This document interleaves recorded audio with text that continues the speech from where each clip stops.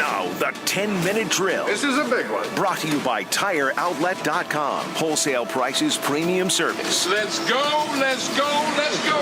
Hit it.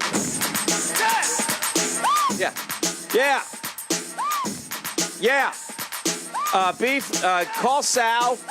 Get a hunch on each game tonight. We'll play that and see how it turns out tomorrow. We're playing the overs in the NBA. It is amazing the scoring that's going on, and we're going to do the overs tonight and tomorrow night. We'll see where we stand and how much money we've made. Well, the last two nights they've gone like 17-4 over. I mean everything, and they just keep putting it up and up and up. I said this earlier, Dan, so I'll ask you. If you have to have a 5-11 season and there's some unrest at your quarterback position, is this an actual sports concept and rationalization in which we are going to give away a gift at the end of this segment? Okay. This is the official kickoff of the 10-minute drill. All right. I mean, we just didn't know it. We had quarterback issues when we had an 11-5 or a 10-6 team going to the AFC Championship game. So is there in the journalist side of you, at least, and the fan side, yes, there's a certain excitement that comes along with the search for a quarterback. There is. Right? Yeah. So it's bad that we have to find one, but it also, opens up a world of opportunity and possibility if you get the right one. And something that we've said, and not to beat the dead horse, but the Jags have never drafted an impact quarterback. They're probably now they're a new one, but probably one of the few franchises in the NFL that can say that. Yeah. So, what's the question? Well, the question is with the hiring of John DeFilippo, who has experience with both Nick Foles and with developing young quarterbacks. Yes, it's really hard to get an extra clue into where they're thinking.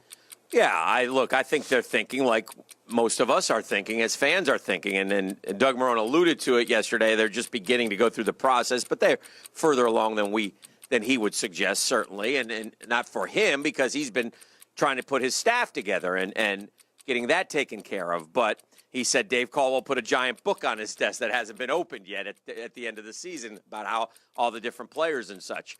So his staff is put together. But these guys, the Coughlins and the Caldwells and all those guys and the scouts, et cetera, are all, looking at different scenarios and such and thinking what we're thinking. And look, DeFilippo, he worked with Coughlin for a year as a quality control coach, or I think 2 years.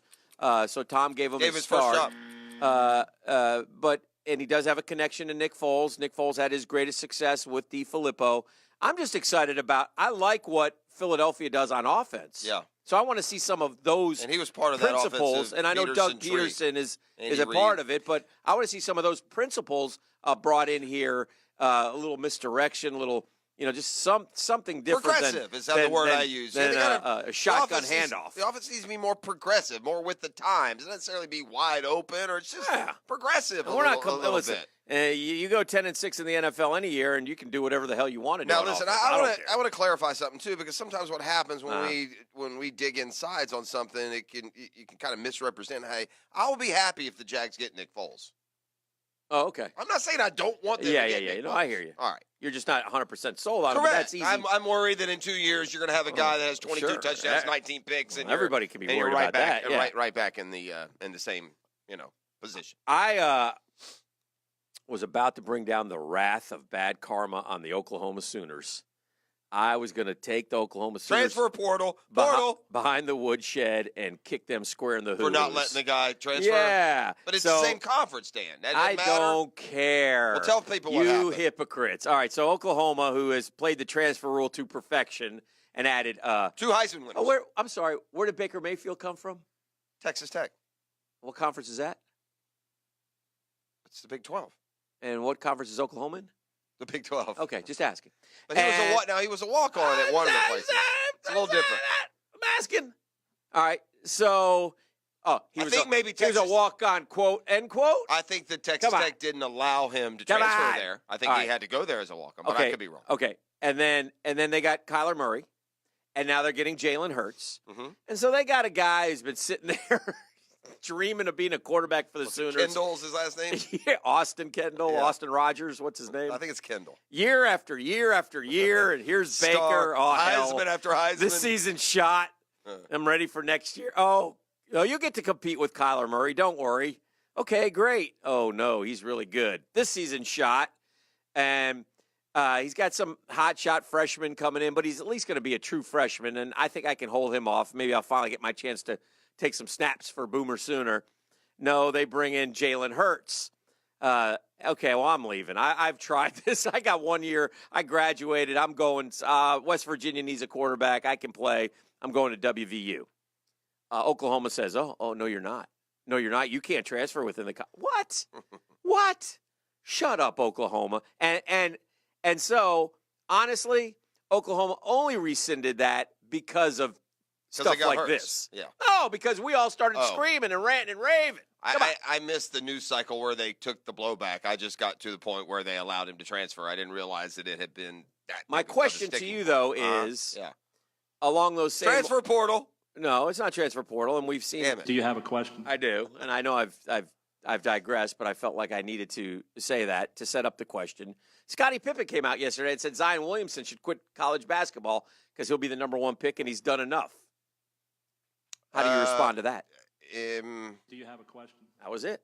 Yeah, that's an awful precedent, and shut up, Scottie Pippen. We play sports to compete and to win. At some point, it's not all about saving yourself. Maybe he just wants to compete. Yeah, I don't. And Scottie, again, if you could just refresh my memory and tell me the college superstar who blew away his entire NBA career because of an injury he had. I can't think of one, Dan. Yeah.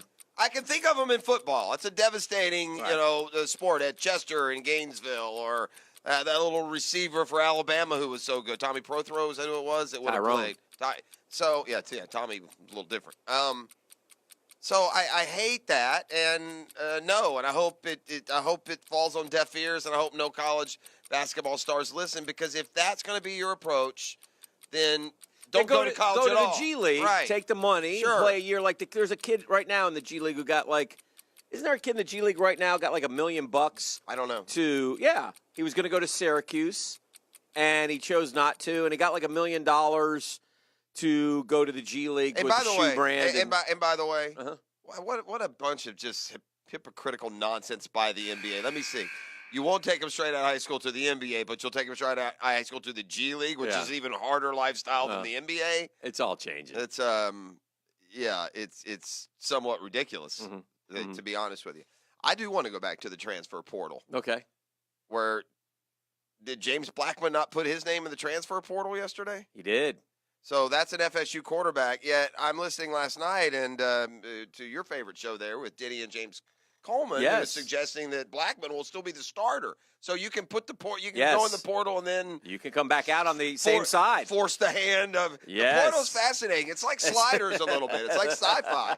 And I think since defining you can come back right out of that portal. Now you can go in and not my not question disappear. to you is this: the transfer portal, Dan, is it any more crowded than normal, or it's just now because it's got a title, we're aware of everyone in the portal? I think it has a great new nickname. So it makes it seem like there's more people. So anybody who goes in the TP, I think T.J. McCoy just went into the portal. Oh. Yeah. From Florida. Yeah, I think he's in that portal. Well, considering that the team needs an offensive line, that's a little bit distressing. Yeah. T.J. McCoy's one of those guys gone backwards, hasn't he? Well, he lost his starting job. Yeah, I mean, he was good as a freshman and is, not been as good since. Yeah, so he went into the portal. Listen, if you're FSU, and there's a lot of ways to look at this and what happened with the Knowles, but there's some damage control there. You do not want to lose that kid because then, by the way, you're down to DeAndre Francois and nothing else. And this is just speculation. I have no idea what exactly happened, but it seems like, hey, coaching staff tells Blackman, hey, we're going to redshirt you this year so you can be our starting quarterback the next 2 years. And he's like, okay, I get it. Then I'll sit out and, now Francois is still chillax. The starter. He's like, what the heck? Francois leaving, so no worries. Well, here's all of a sudden, Francois doesn't graduate. See, Francois was planning on graduating so he could transfer and play somewhere else immediately. Well, he comes up a couple credits short, so he's back to school. And then, what are my options? Because maybe the NFL advisory committee told me I'm not going to get drafted, or I'm a 6th-round pick, or maybe I'm not, what I thought I was going to be. Well, now my only place to play football is in Tallahassee. Well, he beat out Blackman before. He'll probably beat out Blackman again. So Blackman's like, well, wait a second. I've done everything you've told me to do, and now I'm going to the portal. The portal's going to screw him. He's already taken a red shirt. You're going to lose the year if you get in the portal. Yeah.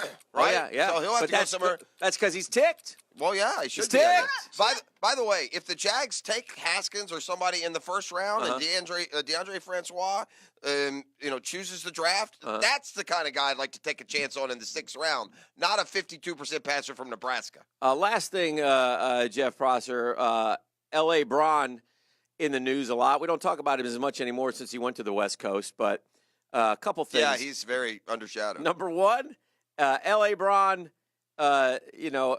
said he dodged a bullet when he hurt his a groin, and he's been out a month. Yeah. So I'm not sure what bullet was dodged. He dodged the bullet of having to actually play all year. That's what he's talking about. This will be the longest stretch he's ever been out in year 16. So he's going to stay out just long enough that the Lakers' head's underwater for like 48 seconds, and right before they drown, he'll grab them by the scalp and he'll pull them above water, and he'll get them into the postseason, and then he'll take over the ship, and he'll tell everyone else, just, you guys go down in steerage. I got this. I think the young Lakers have not terrible. Proven themselves to be, and maybe lost a little trade value because they're no good. It's amazing how much they should have traded the young Lakers for Kawhi when they could have. Well, if they could have. Also, your thoughts on Kyrie apologizing to L.A. Braun?